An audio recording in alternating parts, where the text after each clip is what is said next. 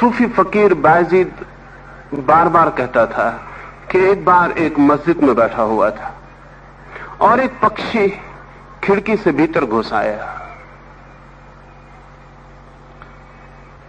बंद कमरा था, सिर्फ एक खिड़की ही खुली थी।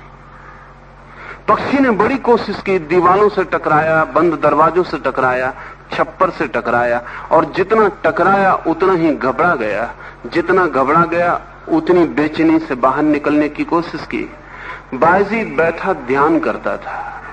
बायजीद बहुत चकित हुआ। सिर्फ उस खिड़की को छोड़कर पक्षी ने सारी कोशिश की, जो खिड़की खुली थी और जिससे वो भीतर आया था।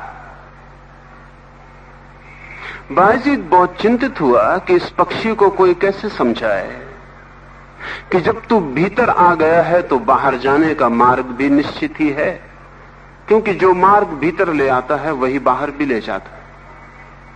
सिर्फ दिशा बदल जाती है, द्वार तो वही होता है। और जब पक्षी भीतर आ सका है तो बाहर भी जा ही सकेगा, अन्यथा भीतर आने का भी कोई उपाय ना होता। लेकिन वो पक्षी सब तरफ टकराता है खुली खिड़की छोड़कर। ऐसा नहीं कि उस पक्षी को बुद्धि न थी, उस पक्षी को भी बुद्धि रही होगी, लेकिन पक्षी का भी यही ख्याल रहा होगा कि जिस खिड़की से भीतर आके मैं फंस गया, उस खिड़की से बाहर कैसे निकल सकता हूं।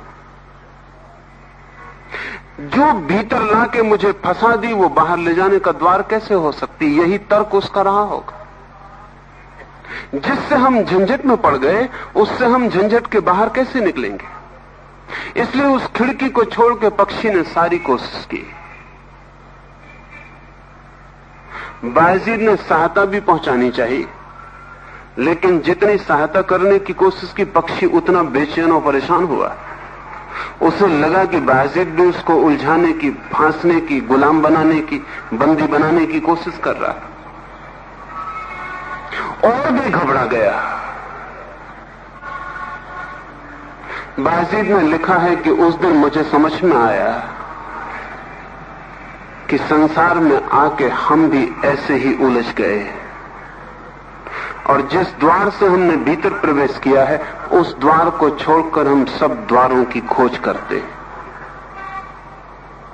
और जब तक हम उसी द्वार पर नहीं पहुंच जाते जहां से हम जीवन में प्रवेश करते हैं, तब तक हम बाहर भी नहीं निकल सकते। एक सम्राट अपने बेटे पर नाराज हो गया था, तो उसने उसे घर से निकाल दिया।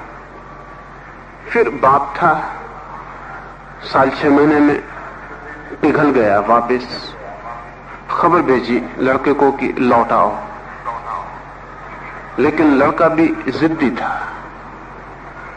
और उसने लौटने से इनकार कर दिया कि जब एक बार निकाल ही दिया तो अब आना उचित नहीं, अब मैं नहीं लूंगा यहां से। वो राज्य की सीमा के बाहर जाके बैठ गया था। सम्राट ने मंत्री को भेजा और कहा थोड़ा तो हिलो, एक कदम ही सही, तुम एक कदम चलो, बाकी कदम मैं चल लूंगा।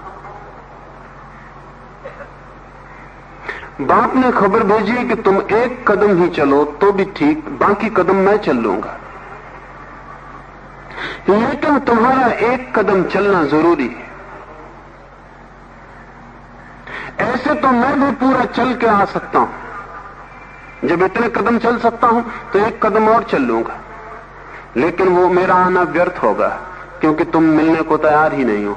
तुम्हारा एक कदम तुम्हारी मिलने की तैयारी की खबर देगा, बाकी मैं चल लूंगा। आपका एक कदम चलना ही जरूरी है, बाकी तो परमात्मा चला ही हुआ है। लेकिन आपकी मिलने की तैयारी ना हो तो आप पर आक्रमण नहीं किया जा सकता। परमात्मा अनाक्रमक है, वो प्रतीक्षा करेगा, फिर उसे कोई समय की जल्दी भी नहीं है। फिर आज ही हो जाए ऐसा भी नहीं है, अनंत तक प्रतीक्षा की जा सकती है। समय की कमी हमें है, उसे नहीं। समय की अड़चन हमें है, हमारा समय चुक रहा है और हमारी शक्ति वह हो रही है। लेकिन एक कदम हमारी तरफ से उठाया जाए तो परमात्मा की तरफ से सारे कदम उठाए ही हुए